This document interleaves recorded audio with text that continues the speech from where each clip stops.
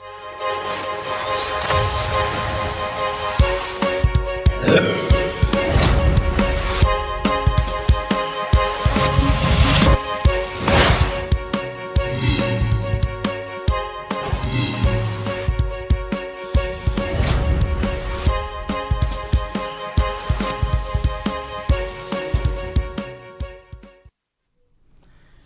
जन उत्तराखंड में आप सभी का स्वागत है। मैं हूं प्रभात। सबसे पहले हेडलाइंस। मोदी सरकार के 11 साल पूरे होने पर सीएम और बीजेपी नेताओं ने की प्रेस कॉन्फ्रेंस। सीएम धामी ने गिनाई केंद्र सरकार की उपलब्धियां।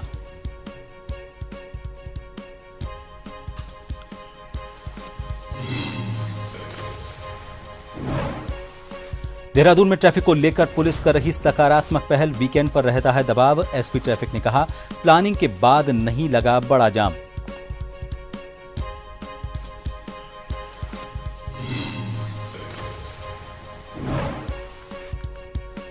पूर्व मुख्यमंत्री हरीश रावत के नेतृत्व में निकाली गई तिरंगा यात्रा। कांग्रेस कार्यकर्ता और पदाधिकारी रहे मौजूद। स्वतंत्रता संग्राम सेनानी को पुष्पांजलि अर्पित कर वीर शहीदों को किया याद।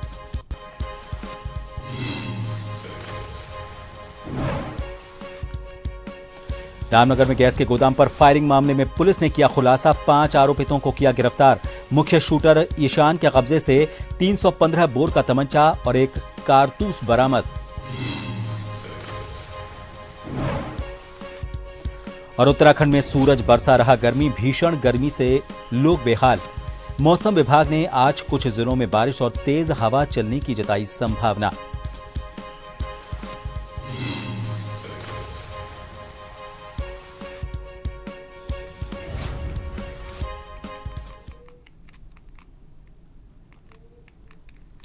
केंद्र सरकार के 11 साल पूरे होने पर उत्तराखंड के मुख्यमंत्री पुष्कर सिंह धामी ने एक प्रेस कॉन्फ्रेंस की और केंद्र सरकार की उपलब्धियों को गिनाया। उन्होंने प्रधानमंत्री नरेंद्र मोदी के नेतृत्व को भारत के सशक्तिकरण का आधार बताया और यह कहा कि पूरी दुनिया अब भारत का लोहा मान रही है।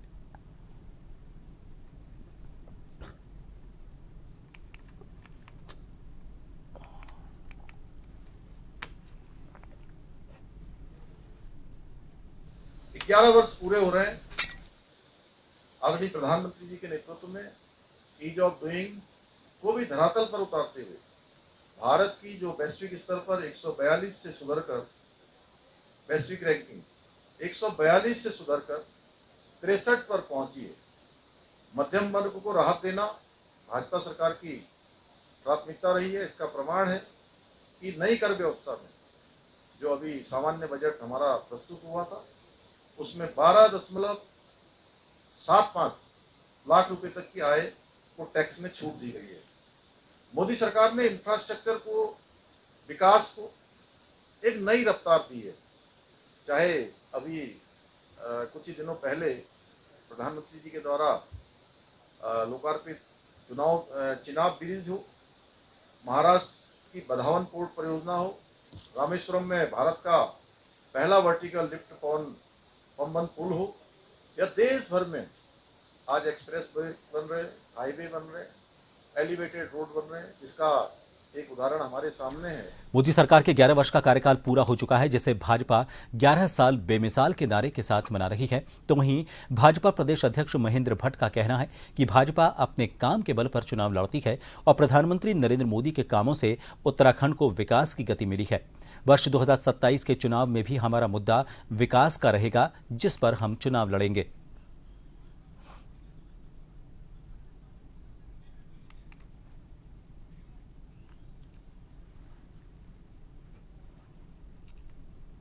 देखिए, भारतीय जनता पार्टी अपने कार्यों के बल पर ही चुनाव लड़ती है और हमने पिछले 11 वर्ष की उपलब्धियों में के आधार पर हमने चुनाव लड़े हैं।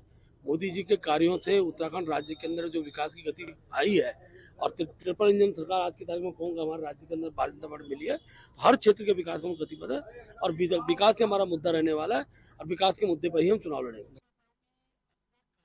केंद्र की नरेंद्र मोदी सरकार 9 जून को अपने कार्यकाल का 11 वर्ष पूरा कर चुकी है। केंद्र सरकार के 11 साल पूरे होने पर दिल्ली में बीजेपी के अध्यक्ष महेंद्र भट्ट ने सरकार की 11 वर्ष की उपलब्धियां गिनाई। इसी क्रम में उत्तराखंड में भी भारतीय जनता पार्टी ने 11 साल पूरे होने पर कई कार्यक्रम करने का मानस बनाया है और इन कार्यक्रमों को लेकर भारतीय जनता पार्टी के प्रदेश अध्यक्ष महेंद्र भट्ट ने कहा कि मोदी सरकार के कार्यकाल को 11 साल पूरे होने पर उत्तराखंड में बीजेपी पत्रकार वार्ता, कार्यशालाएं, विकास प्रदर्शनी, विधानसभा स्तर पर केंद्रीय योजनाओं के पंजीकरण शिविरों का आयोजन करेगी।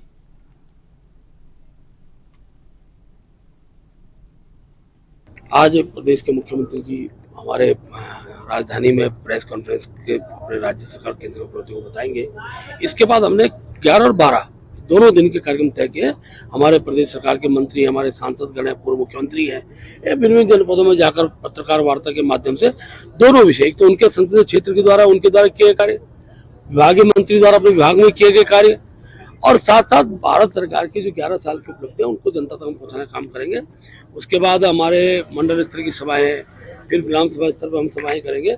एक पूरी तरह से इन 11 वर्षों की उपलब्धियों को हम प्रत्येक व्यक्ति तक पहुंचाने की हमने रचना तैयार की है। रुड़की के भगवानपुर ब्लॉक में कल हुए हंगामे के बाद भाजपा नेता और राज्य मंत्री देसराज कर्णवाल ने भगवानपुर के खानपुर स्थित अपने कार्यालय पर एक प्रेस वार्ता कर भगवानपुर ब्लॉक में हुए हंगामे को लेकर अपनी सफाई देते हुए कहा कि कांग्रेस विधायक ममता राकेश पर अपनी सगी भतीजी को बहलाने फुसलाने का आरोप लगाते हुए ये कहा गया कि कांग्रेस विधायक उनकी भतीजी से अनैतिक कार्य करा रहा है। उन्होंने कहा कि उनकी भतीजी करुणा कर्णपाल नासमझ है, जिसे बहगला फुसलाकर उनके खिलाफ और सरकार के खिलाफ अनाप शनाप बुलवाकर उनका भविष्य खराब करने में लगी हुई है।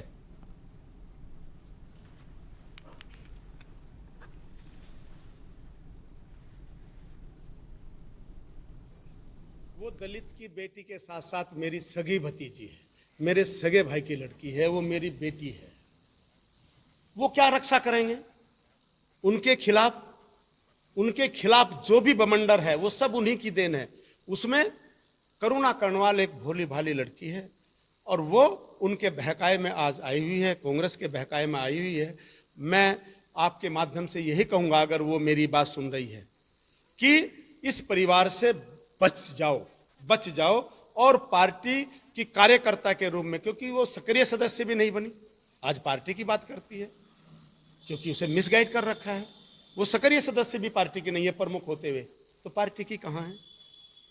सुबोध राकेश जी पार्टी के सदस्य हैं, मैं उनका सम्मान करता हूं, लेकिन पार्टी की किसी प्रमुख को वैचारिक भ्रांति में लाना, उससे गलत बयान दिवाना, सरकार के खिलाफ यह कहना कि मैं आत्महत्या करूंगी, तो ये गलत है। चंपावत जिले के बाराकोट ब्लॉक के ग्राम पंचायत नदेड़ा के भनार में मत्स्य पालन और सब्जी उत्पादन कर परिवार चलाने वाले किसान केदार बगौली के मछली तालाब में अज्ञात अराजक तत्वों ने जहरीली दवा डालकर उनकी 200 से ज्यादा मछलियों को मार दिया। बड़ी तादाद में मछलियां मरने से मत्स्य पालक केदार बगौली को बड़ा नुकसान पहुंचा है। केदार ने बताया कि शाम को उनकी मछलियां सुरक्षित थीं। आज सुबह जब वो अपने मछली तालाब में आए तो देखा कि तालाब में उनकी सारी मछलियां मरी हुई थी। कहा कि रात में अज्ञात अराजक तत्वों ने उनके मछली तालाब में जहरीली दवा डाल दी और उनकी सभी मछलियां मार दी। बड़े दुख के साथ मरी हुई मछलियों को उन्होंने गड्ढे में दबाया। एक साथ सभी मछलियां मरने से केदार बगौली और उनका परिवार काफी मायूस है। इलाके के सामाजिक कार्यकर्ता मनोज जोशी ने बताया कि वर्ष 2020 में मनरेगा के माध्यम से केदार बगौली के द्वारा मछली तालाब का निर्माण किया गया था।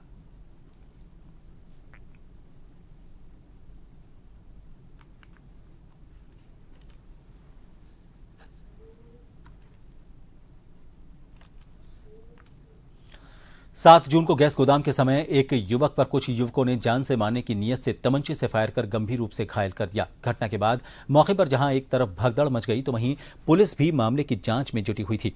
इस मामले का खुलासा करते हुए कोतवाल अरुण कुमार सैनी ने बताया कि घटना में 5 आरोपितों को गिरफ्तार किया गया है। घटना के मुख्य शूटर ईशान के कब्जे से 315 बोर का तमंचा और एक कारतूस के साथ एक कारतूस का खोखा भी बरामद किया गया है।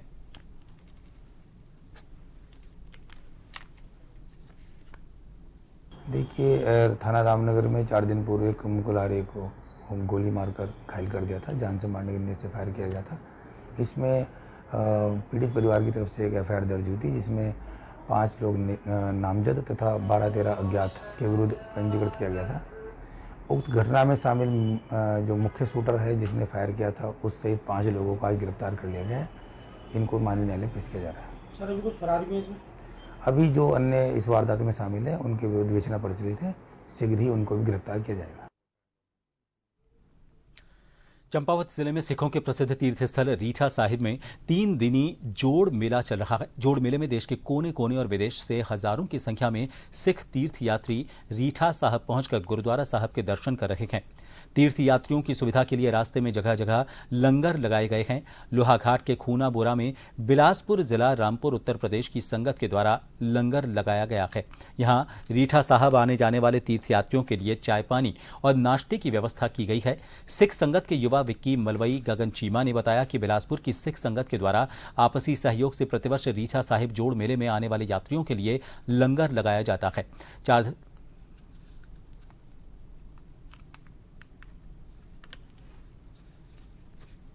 लगता है यहाँ पे तो उसके संगत आती जाती है तो उसके लिए लंगर लगाते, चाय का और पकौड़े का लंगर लगता है हर साल। यूपी बाई वाले बिलासपुर से, रामपुर डिस्ट्रिक्ट, बिलासपुर तहसील से।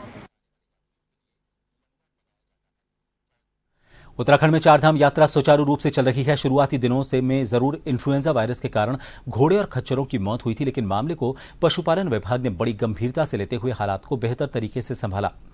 पशुपालन और रुद्रप्रयाग के प्रभारी मंत्री सौरभ बहुगुणा ने कहा कि सरकार की प्राथमिकता देश विदेश से आ रहे श्रद्धालुओं को बेहतर व्यवस्था देना है। इसके तहत यात्रा सुगम बनाने के लिए प्रयास किए गए हैं। घोड़े, खच्चर केदारनाथ यात्रा के महत्वपूर्ण अंग हैं। अगर ये बीमारी ज्यादा फैलती है तो इसका नुकसान यात्रा पर पड़ता, लेकिन पशुपालन विभाग की सतर्कता के कारण बीमारी को समय से पहले ही रोक दिया गया।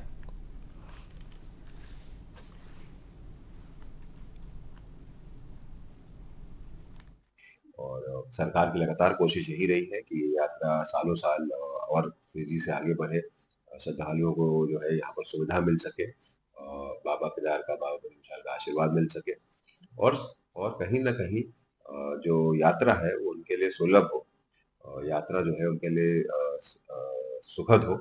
इसके लिए सरकार हमेशा कोशिश करती है। कुछ समस्या जरूर आई थी, जैसा आपने बोला कि घोड़े खच्चरों में एक इन्फ्लुएंजा की बीमारी फैली, वो भी हमको पता है इसलिए चला क्योंकि सरकार सतर्क थी। हमने यात्रा शुरू होने से 1.25 महीने पहले ही घोड़े खच्चरों पे जो छोटे छोटे कैंप लगा के हेल्थ कैंप्स लगाए थे गांव में, उसी से हमको पता चला। और हमने उत्तराखंड सरकार, मेरे ख्याल से पूरी देश की पहली सरकार हो जिसने इन्फ्लुएंजा पता होने के बाद 16,500 से ऊपर टेस्टिंग करी हमने 15-20 दिन के अंदर अंदर। हमने नेगेटिव घोड़ों को यात्रा में जाने की परमिशन दी, पॉजिटिव घोड़ों को क्वारंटीन किया। सभी का स्वागत है। उत्तराखंड की राजधानी देहरादून में वीकेंड पर ट्रैफिक का दबाव हमेशा ज्यादा रहता है। भारी ट्रैफिक को देखते हुए पुलिस प्रशासन आम जनता को राहत दिलाने की लगातार सकारात्मक पहल कर रही है। एसपी ट्रैफिक लोकजीत सिंह ने बताया कि वीकेंड हमारे लिए हमेशा चुनौती भरा होता है, लेकिन इस बार प्लानिंग पहले से ही की गई थी और इसीलिए भारी ट्रैफिक आने के बावजूद कहीं भी बड़ा जाम नहीं लगा। उन्होंने कहा कि ट्रैफिक थोड़ा स्लो जरूर रहा, लेकिन हालात कंट्रोल में थे। आगे आने वाले वक्त के लिए और बेहतर प्लानिंग की जाएगी ताकि लोगों को परेशानी ना हो। वहीं इस बीच इमरजेंसी वाहनों जैसे एम्बुलेंस और अन्य प्राथमिकता वाले वाहन भी अपनी मंजिल तक पहुंचने में परेशानियों का सामना करते हैं। इस संदर्भ में देहरादून के एसपी ट्रैफिक लोकजीत सिंह ने कहा कि ट्रैफिक का वॉल्यूम इतना ज्यादा होता है कि गाड़ियों के लिए रास्ता निकालना मुश्किल हो जाता है।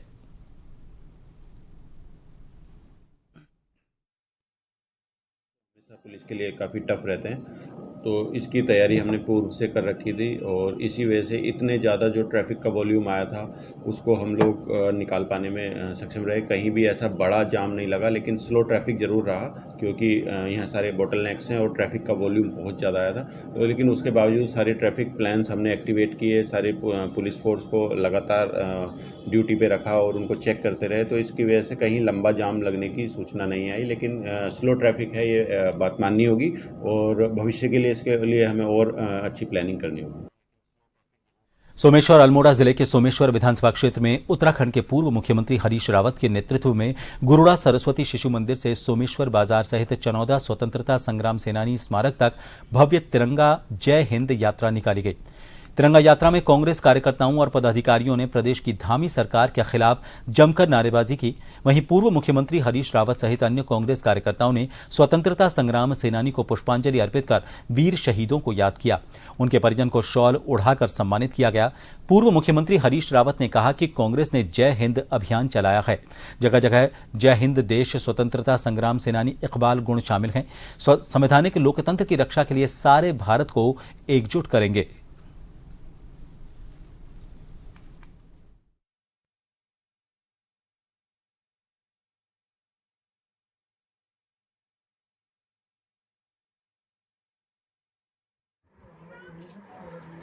जय हिंद अभियान चला है। जय हिंद में देश के स्वतंत्रता संग्राम के वो सब इनकलाबी गुण सम्मिलित है, विशेषताएं सम्मिलित हैं, जिस पर हमारा भारतीय लोकतंत्र संवैधानिक तंत्र खड़ा है। और हम सबको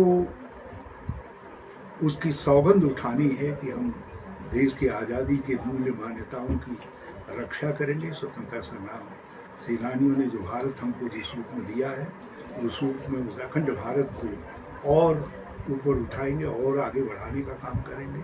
सोमेश्वर में तिरंगा यात्रा के तहत जो हमारे भूतपूर्व सैनिक हैं, स्वतंत्रता संग्राम सेनानी हैं और उनके आश्रित परिवार के जो आश्रित लोग हैं, उनके सम्मान में कांग्रेस पार्टी के द्वारा जो हमारे देश के पूर्व मुख्यमंत्री रहे, हम कांग्रेस पार्टी के नेता आदरणीय हरीश रावत जी के नेतृत्व में विधानसभा सोमेश्वर के गांव-गांव में जाकर के तिरंगा यात्रा निकाली गई। रामला मैदान सोमेश्वर में एक वृहद कार्यक्रम होने जा रहा है, जिसमें कि हमारे क्षेत्र के पूर्व सैनिक, भूतपूर्व सैनिक और जितने भी हमारे अर्धसैनिक बल हैं, उसके जो रिटायर्ड सैनिक हैं वो और पुलिस से जो रिटायर हैं, उन सभी का सम्मान समारोह आदरणीय हरीश रावत जी के नेतृत्व में और अन्य नेताओं के नेतृत्व में होने जा रहा है। उत्तराखंड में कांग्रेस भाजपा के खिलाफ बेटी बचाओ अभियान की शुरुआत करने जा रही है, जिस पर पलटवार करते हुए भाजपा प्रदेश मीडिया प्रभारी मनवीर चौहान ने कहा कि कांग्रेस के वरिष्ठ नेता चाहे कोई भी यात्रा निकालें, प्रदेश की जनता उनके कार्यकाल को भूल नहीं सकती। उन्होंने कहा कि कांग्रेस सरकार के समय में जिस तरह जनता को लूटने का काम किया गया, उसको देखते हुए कांग्रेस को पश्चाताप यात्रा निकालनी चाहिए।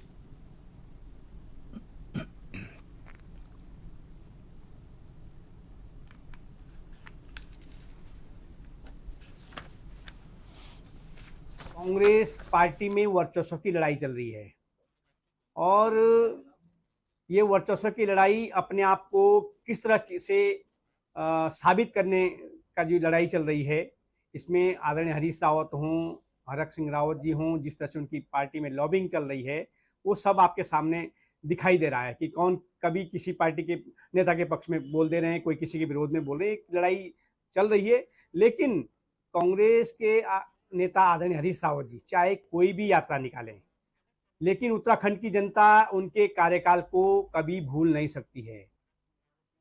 नैनीताल में इन दिनों कैंची धाम जाने वाले श्रद्धालुओं की भारी भीड़ उमड़ रही है और इसके चलते सड़कों पर घंटों लंबा जाम श्रद्धालुओं को झेलना पड़ रहा है।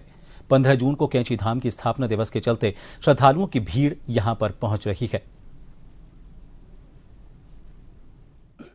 उत्तराखंड के नैनीताल में इन दिनों गाड़ियों की कतार लगी है। भारी संख्या में श्रद्धालु कैंची धाम में प्रतिष्ठा दिवस मनाने जा रहे हैं। नतीजा यह है कि नैनीताल से मंदिर जाने वाली सड़क पर तिल रखने की भी जगह नहीं। सोमवार को भी यही हालत थी। इस रूट पर कई किलोमीटर तक गाड़ियों की कतार लगी रही। यहां देश भर से श्रद्धालु आ रहे हैं। मंदिर में जाने के लिए भी उन्हें घंटों इंतजार करना पड़ रहा है। आते हुए सबसे पहले तो हमें इतने जाम में फंस गए, हमको 1 से 2 घंटा लगा जब हम आए, और अभी हमें गाड़ी बिल्कुल पीछे पार्क करके आनी पड़ी। वहां से हम घूम के पूरा पैदल आए हैं इधर। जाम तो हम सुबह 8 बजे देहरादून से 50 किलोमीटर पीछे, अभी तक हम यहाँ पहुँचने में हमारे को करीबन 2 घंटे लग गए। कैंची धाम पहुँचने में 2 घंटे लग गए। बहुत ज्यादा जाम था। पुलिस के मुताबिक श्रद्धालुओं और छुट्टियां मनाने आए सैलानियों को देखते हुए ट्रैफिक की खास व्यवस्था की गई है। निजी गाड़ियों की संख्या कम करने के लिए विशेष बस सेवा चलाई जा रही है।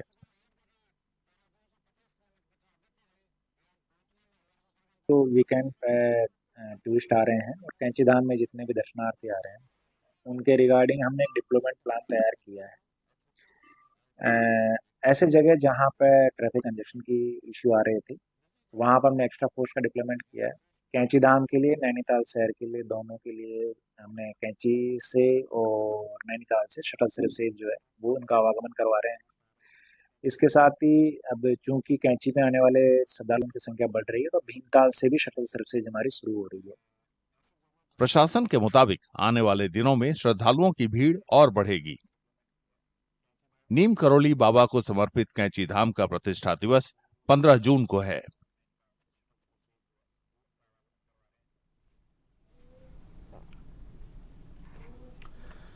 चलते चलते एक बार फिर रुक करेंगे इस वक्त की हेडलाइंस का।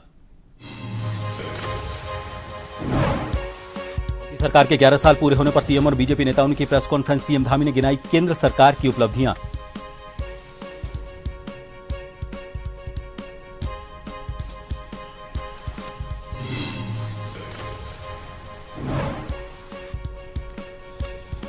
देहरादून में ट्रैफिक को लेकर पुलिस कर रही सकारात्मक पहल। वीकेंड पर रहता है दबाव। एसपी ट्रैफिक ने कहा प्लानिंग के बाद नहीं लगा बड़ा जाम।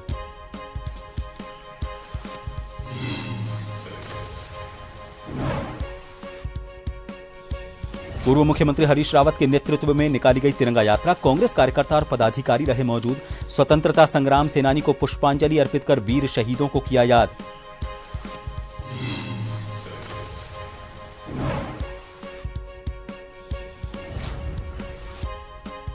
रामनगर में गैस के गोदाम पर फायरिंग मामले में पुलिस ने किया खुलासा। 5 आरोपितों को किया गिरफ्तार। मुख्य शूटर ईशान के कब्जे से 315 बोर का तमंचा और एक कारतूस बरामद।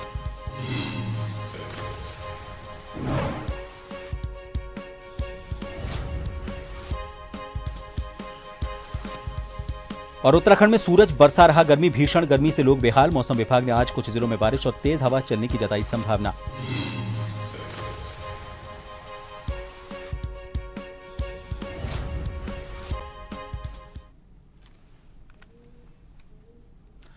फिलहाल के लिए इस बुलेटिन में इतना ही।